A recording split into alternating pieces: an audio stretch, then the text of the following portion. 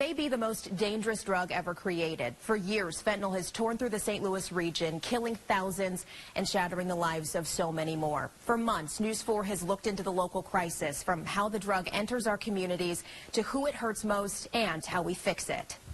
We talked to former addicts, community organizers fighting for change, lawmakers, and those left behind. It's a terror creeping into every neighborhood, rich, poor, black, white, cities, and suburbs. Many who become addicted don't even know they're taking it, and oftentimes it starts with a doctor's note. This is Contaminated, the fentanyl crisis in St. Louis.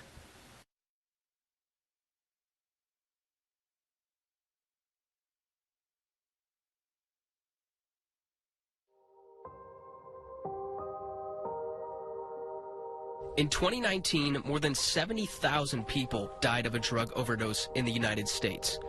For perspective, imagine there was a Cardinals and Blues game on the same night and both venues were sold out. If every person in attendance died, it would be about 6,000 shy of that statistic. Now fast forward 2 years to 2021, and overdose deaths reached more than 107,000, the most in U.S. history. There was a major commission study between Lancet, the medical journal Lancet, and Stanford University. And I saw a figure, they have a modeling figure that says between now and the end of the decade, we will lose about 1.2 million people. It absolutely angered me. In Missouri, overdose deaths have risen drastically. Our area is the epicenter of that statewide tragedy. St. Louis City, St. Louis County, Jefferson, and Franklin counties have 4 of the 5 highest overdose death rates in Missouri. Fentanyl is alarming. It should be alarming. It is killing people like that. Every year it gets not just worse, but exponentially worse, and St. Louis has been hit particularly hard. I might see a person 5 minutes, and in 5 minutes they dead because they took something that they had no idea what they was taking. Fentanyl is the defining drug of the overdose epidemic in St. Louis. It has no taste or smell. Even a handful of it could kill thousands of people. It reaches into every corner of society, suburbs and cities, rich and poor, black and white. Many who become addicted have no idea they're even taking it. You become more dependent and reliant on this one specific thing just to get out of bed and say hi to your family. And it's caused drug addiction in the region to spiral out of control. It wasn't tough, it was miserable. It was just horrible, man. More than 70% of overdose deaths in the St. Louis area now involve fentanyl.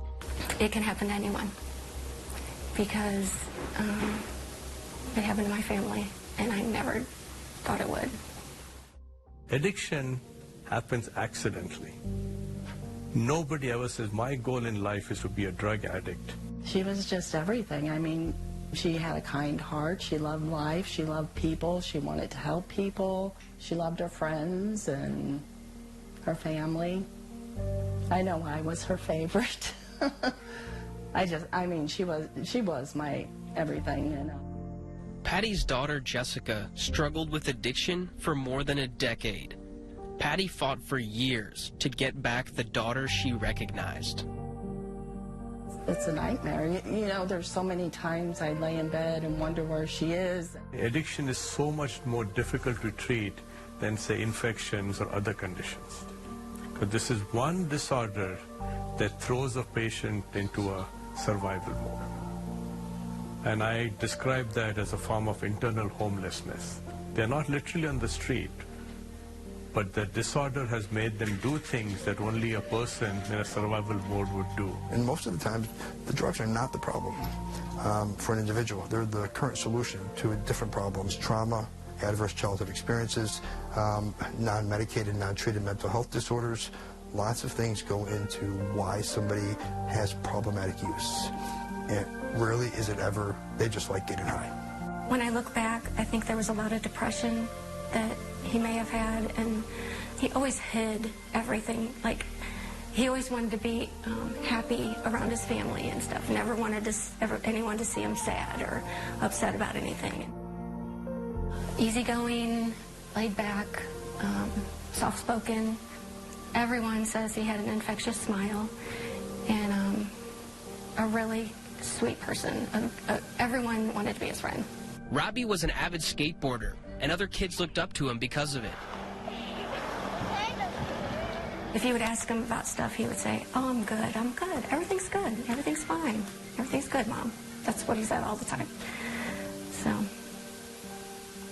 I really expected him to say that when we walked into the hospital. But we didn't get that second chance.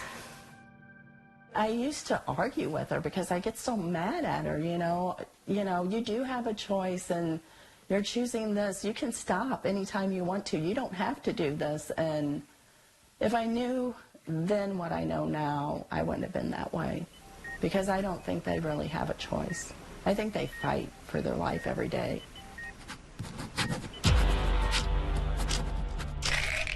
There are many paths to addiction, and it's not an urban myth that people turn to heroin and fentanyl when they run out of prescription drugs.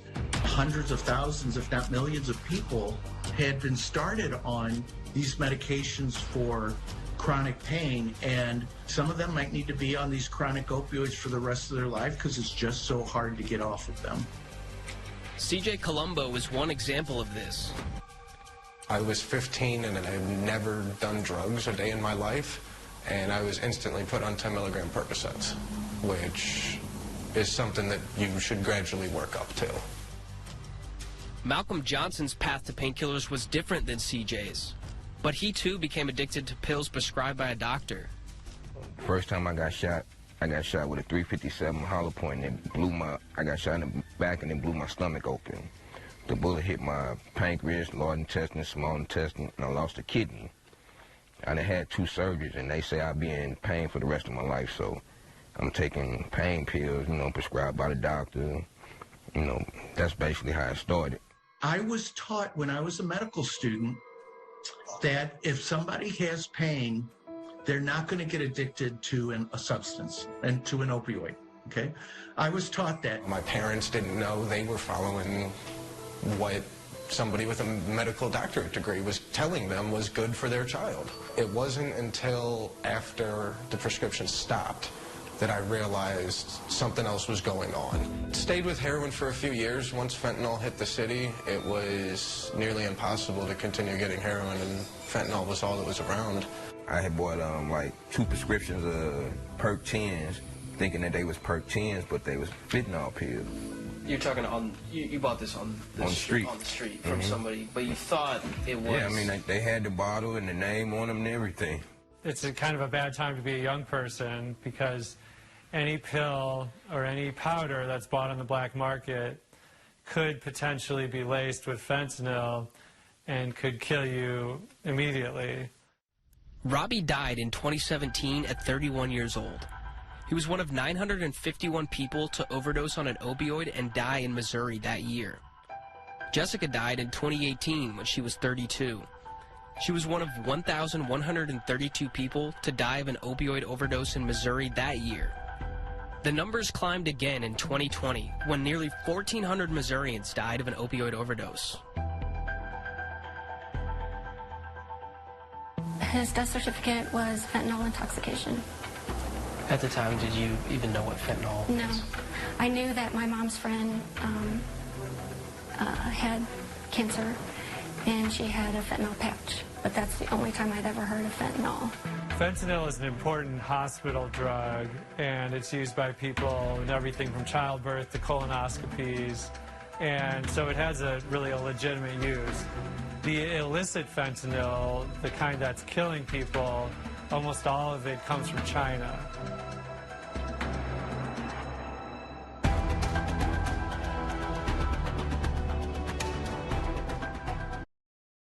Then finding out it was laced with fentanyl, I don't think she ever would have, I don't think she knew that. I don't think she would have done that. And I was wondering why he would have any kind of fentanyl,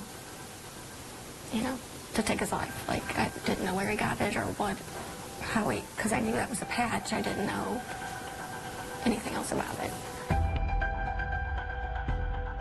Fentanyl is an important hospital drug, and it's used by people in everything from childbirth to colonoscopies, and so it has really a legitimate use. The illicit fentanyl, the kind that's killing people, almost all of it comes from China. Fentanyl is made in China for the same reason so many other things are made in China. It's made, very cheaply over there. Ben Westhoff is an investigative journalist and St. Louis resident. He published a book in 2019 called Fentanyl, Inc., How Rogue Chemists Are Creating the Deadliest Wave of the Opioid Epidemic. Westhoff eventually realized during his investigation that to tell the full scope of the American fentanyl crisis, he needed to travel to China. Most people in China have never even heard of fentanyl, and that includes a lot of people selling it. I just Googled buy drugs in China, and I got all these websites from these companies that were just sort of blatantly selling it, and they had email addresses and phone numbers for the salespeople, and so I just got in contact with them, and I pretended to be a drug dealer, and I said if I was going to come to China, could I see their lab? And some of the people responded that I could, and I was shocked to find this giant company with hundreds of young salespeople sitting at desktop computers. They all spoke great English. They were basically selling ingredients for fentanyl to Western customers, and it looked just like any other company. What I found out later was that the Chinese government actually subsidizes some of these companies and promotes the work that they do. These people have like retirement plans and health plans. It was considered a really good job, except they were selling the most dangerous drug in the world. The ingredients to make fentanyl are being mass-produced in China. From there, it's sent to Mexico, where fentanyl is made in illicit laboratories. Then it's smuggled over the border and spread into communities like St. Louis. Problem is that even the local drug dealers, by the time it gets all the way to them, they don't even know what are in these drugs. They might be cutting it further, but they don't know how powerful it is. And so you have a situation where one batch of heroin might not hurt the user at all, but the next, dose from the same batch might be chock full of fentanyl and kill someone. Fentanyl looks like many other drugs, and it has no smell or taste. It's often laced into other drugs in the form of powder or pills, and the naked eye can't tell the difference. It's so lethal that the amount in this bag is enough to kill 5 non-tolerant people. Our records indicate, based on our seizures, that 4 out of every 10 pills that DEA seizes contains a lethal dose of fentanyl, which is only 2 milligrams. Actually, the first time I took it, I overdosed. I had been going to the same dealer for a couple of years at this point, and always knew how much I could do, and saw him the day prior, did a certain amount, saw him the next day, did that same amount, and next thing I know, I was waking up on the side of the road with EMTs around me. Too much fentanyl in the body can make someone feel nauseous or dizzy, or cause them to start vomiting. A fatal dose of fentanyl will paralyze the respiratory system and kill the user in seconds. Is people have did fentanyl once, a little amount, and they died immediately, didn't come back. Fentanyl is 50 times stronger than heroin and 100 times stronger than morphine. Despite how much stronger it is, addicts have to use it more to avoid withdrawals. So to put it into perspective, with heroin, I would have to use 4 or 5 times a day, and I would make it through the day and be okay for what I considered okay. Fentanyl would be an every 30-minute, every hour use just to get through the day. So 10, 15 times a day. So, I mean, it required twice as much because even though the high was stronger, it lasted much less. If I put drugs in my system, I'm going to feel better, but the pain going to start over again when it's gone. If you were freezing cold and you had a quilted blanket in the oven and you pulled it out and you pulled it from the tips of your toes to the top of your head, it's about that feeling. And then an hour later, it's back to freezing cold. Back to freezing cold and have to get another blanket. If the second fentanyl enters your body, it's instantly. And so You get a rush of serotonin and euphoria from not only the drug, but also the relief. Addiction is really, it's powerful, man. People clean right now still deals with it. We're not perfect. It's a disease because it's going to be with us forever. People don't understand. They think it's something you did to them, or they're just a bad kid, or, you know, stuff like that. They just, with this kind of death, there's so much of a stigma. I had a lady in the grocery store ask how I was doing, and I'm like, oh, I'm doing okay. I said I lost my daughter, and she asked me how, and I told her, and she's like, oh, not I'm sorry, or no hug, no nothing, no, just, oh, you know, and they just act like, oh, they're gone, so that's good. One more off the street. We lost a child, you know. Nobody should have to do that. Right after we lost Robbie, I had a daughter get married that June, and he should have been there. And then his little brother got married in July, so we had a wedding in June and July. And his little brother,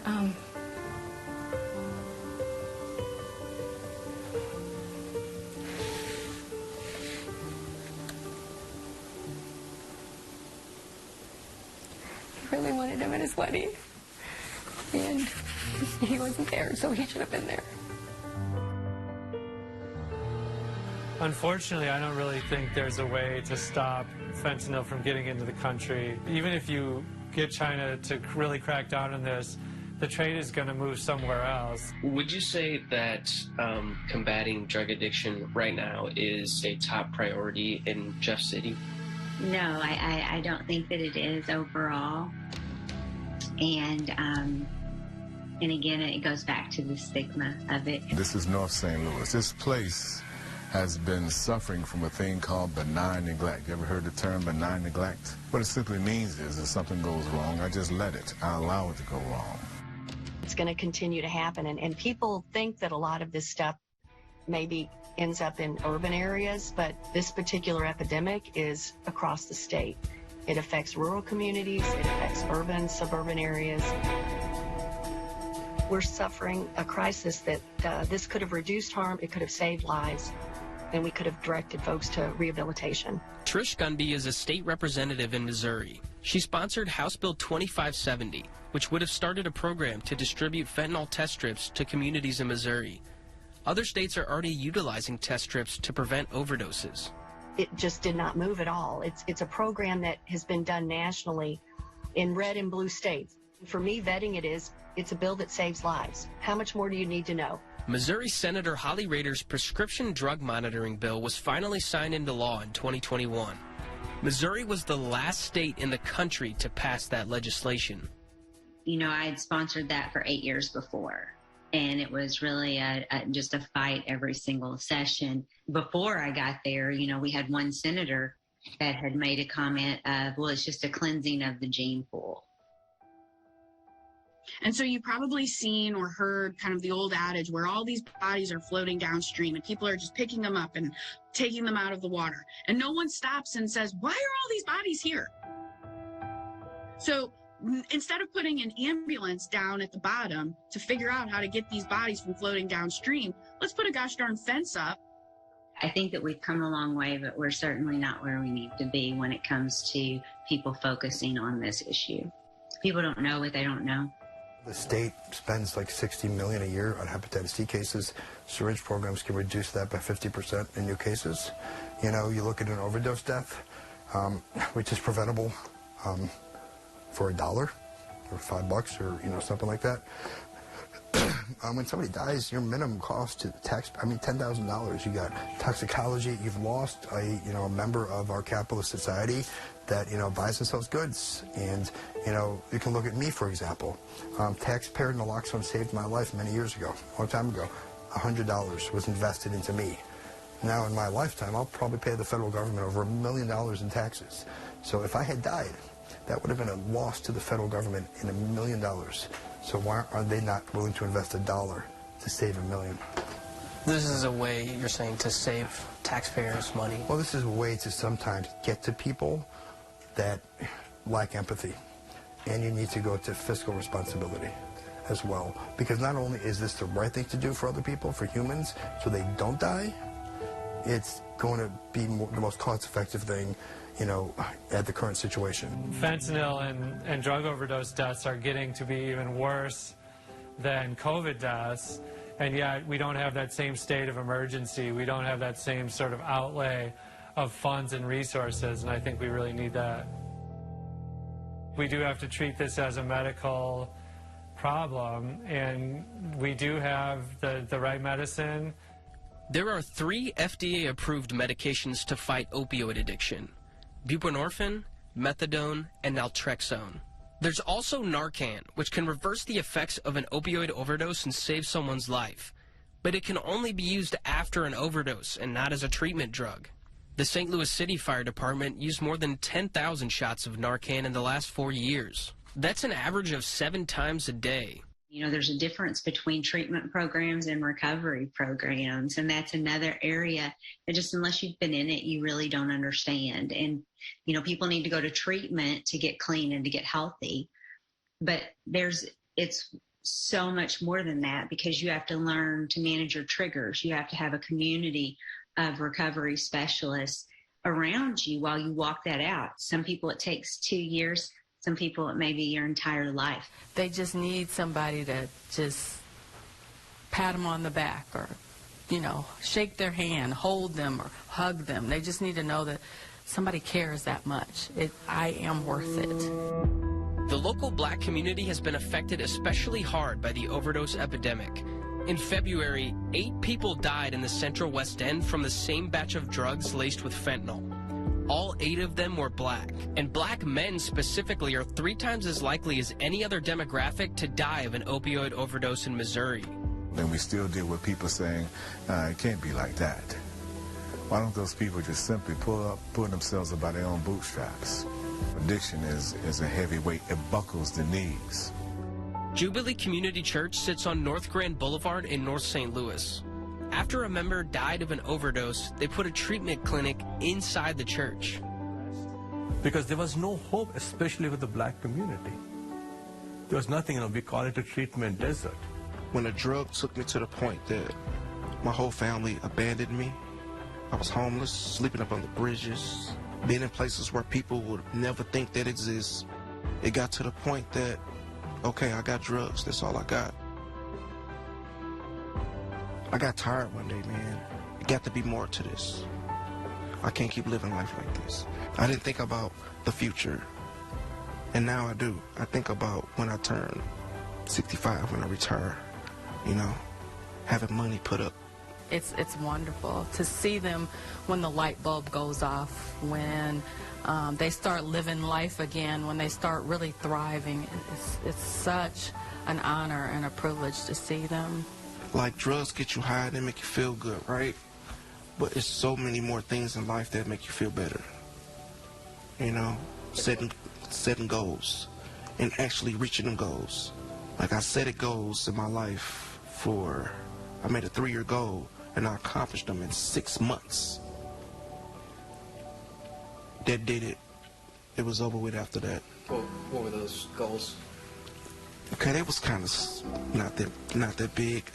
A job, a bank account, and a car. You say it's not that big, but is that something that you could have done in addiction? Never.